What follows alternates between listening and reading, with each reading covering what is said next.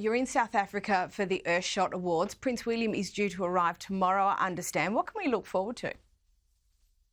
Well, there's a lot to look forward to. I mean, this is the fourth instalment of the Earthshot Awards. It's been in London, Singapore and Boston before, and there's a lot of excitement here in Cape Town. It's going to be the most sustainable games ever, apparently. They've built an eco-dome, a purpose-built theatre in Cape Town that can be reused and repackaged to go to other places.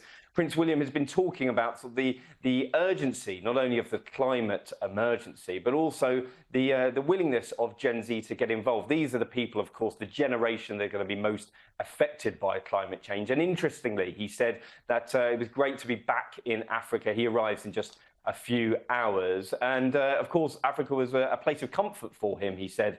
After the death of his late mother, he proposed to his wife, the Princess of Wales, in Kenya in 2010. So he's got a lot of affection and a lot of affiliation with the continent. So it'll be interesting to see sort of the buzz around the city. I'm really looking forward to getting out and about and meeting lots of people to do with the Earthshot Prize. And I'm looking forward to the footage for next week's show. Now, back in the UK, and while we've known for some time that King Charles was going to cease paying for Prince Andrew's security, it's now been reported that the King will also cut his allowance. Now, what has happened here and why? Well, I mean, this is, again, another long-running saga in long-running sagas, isn't it? Because Prince Andrew and the King have been at loggerheads. The King sort of asking him to move out of Royal Lodge, that 30-room mansion that he has in the shadow of Windsor Castle. The Duke of York is refusing to budge on that. But the King has a bit of a trump card because he has taken away his $6 million a year security detail. He's taken away his $2 million allowance. I mean, this is how Prince Andrew was existing when the late Queen was around. She had a bit of a soft spot for her son. But of course, now the King is head of the family. He has said that he doesn't want Andrew to be a financial burden on him anymore. And why wouldn't he? Because Andrew's fall from grace has been well documented. And I think the King feels that he should sort of cut his cloth accordingly, move out of Royal Lodge. He has been given a house, which is Harry and Meghan's old cottage, Frogmore Cottage, on the grounds of the Windsor estate, and yet he's been, sort of refusing to budge. So again, it'll be interesting to see who wins out of this if the purse strings have been cut now. Never a dull moment. And it won't come as a surprise to you, Russell. I'm no fan of political correctness, and I wager neither is a swathe of our audience. Turns out neither is the King. How did this all come to light?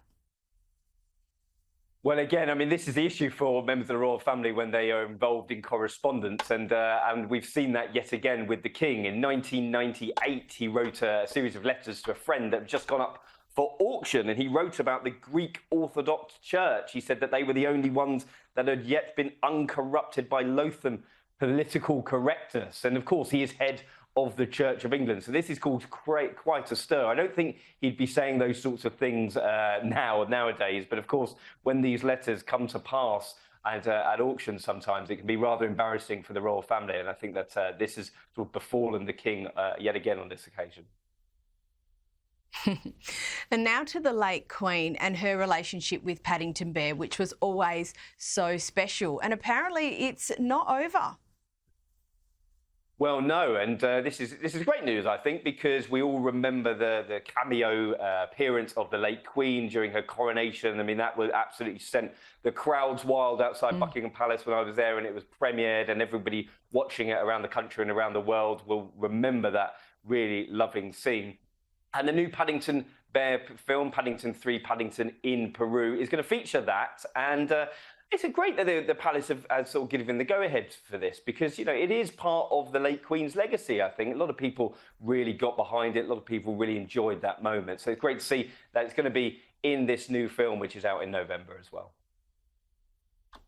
And lastly, and very quickly, I've only got about 30 seconds left, a charity single is going to be released to celebrate Princess Diana's legacy. Can you very quickly tell us about it? Yes, indeed. This is from Charles Spencer, her brother, Princess Diana's brother. He has got the rock choir performing Cass Elliott's 1969 ballad, Make Your Own Kind of Music. And this is all going to be for the Diana Award, help to, you know, thousands and thousands of children all around the world. So get behind it. I'm sure we can get a few quid together for such a good cause.